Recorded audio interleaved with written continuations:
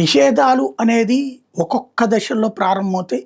మొదట వార్తల మీద నిషేధం, ఆ తర్వాత మీడియా మీద నిషేధం, ఆ పైన ఓట్లని తీసేయడం, ఆ పైన చివరికి నియంతృత్వం. ఇది దశల వారీగా ఆ దేశాల్లో జరిగినాయి. అదే భారతదేశంలో జరుగుతుంది. అందుకని కాక్రోచ్లు పుట్టుకొస్తున్నాయి. ఇది ప్రొఫెసర్ నాగేశ్వర్ గారు మాట్లాడుకొచ్చిన మాట.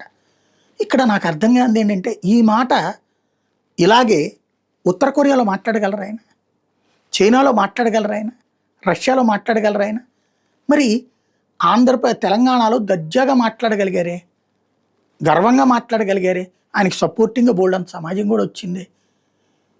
ఇంకొకటి, ఎందుకు ఇలాగ మనం ప్రజల్ని మోసం చేయాలి? కమ్యూనిస్టులు స్వతంత్రం వచ్చినప్పటి నుంచి భారత ప్రజల్ని మోసం చేస్తూ భారతదేశపు సంస్కృతి సంప్రదాయాల గురించి తప్పుడు సమాచారాన్ని పాఠ్యపుస్తకాల్లో పెట్టడంతో పాటుగా ఈ దేశ సంస్కృతి సంప్రదాయాలను తెలుసుకునే హక్కుని నాశనం చేశారు కదా ఈ దేశంలో ప్రజలకి. నలంద విశ్వవిద్యాలయం గురించి ఇప్పుడు ఉన్నటువంటి పిల్లలకి ఎవరికైనా తెలుసా? అసలు మా తాత ముత్తాతలకైనా తెలుసా? మా ముత్తాతకి తెలిసి ఉంటుంది, మా తాతకి తెలిసి ఉంటుంది. కానీ ఆయన మా నాన్నకి చెప్పలేదు, మా నాన్న నాకు చెప్పడం. నేను నా బిడ్డలకి ఏమని చెప్పాలి? తక్షశిల నలంద విశ్వవిద్యాలయ గురుకుల విద్యా వ్యవస్థ గురించి మరి ఈ పాఠ్యపుస్తకాల్లో రాయని పాపం రాసిన కమ్యూనిస్టులదే కదా. అది ఎందుకని చెప్పాం?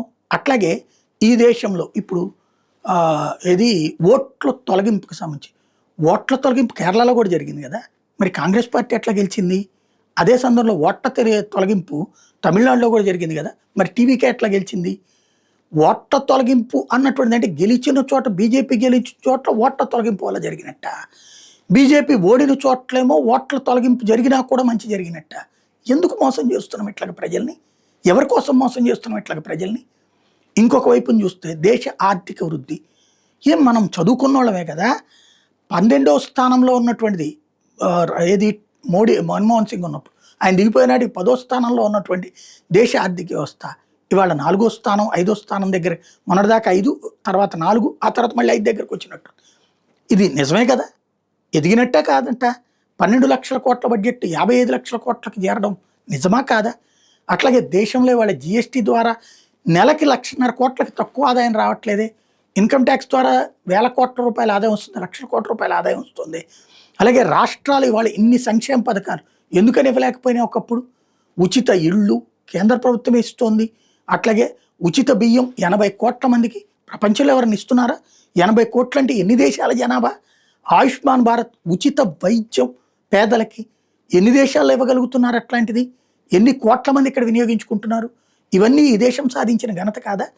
ఎందుకు మన దేశ ఘనతని ఎంతసేపటికి డౌన్ ప్లే చేసి ఎవడెవడో గొప్పోడని చెప్తాం, చైనా వాడు రష్యా వాడు గొప్పోడని చెప్పుకునేటటువంటిది వరకు సరే, మనం దురద ఉంటుంది, మనకు సంబంధించినటువంటి ఎర్ర జెండా దురద అనుకోవచ్చు. కానీ ఇది క్రమక్రమంగా ఎన్నాళ్ళు ఈ ప్రజల్ని మోసం చేస్తాం?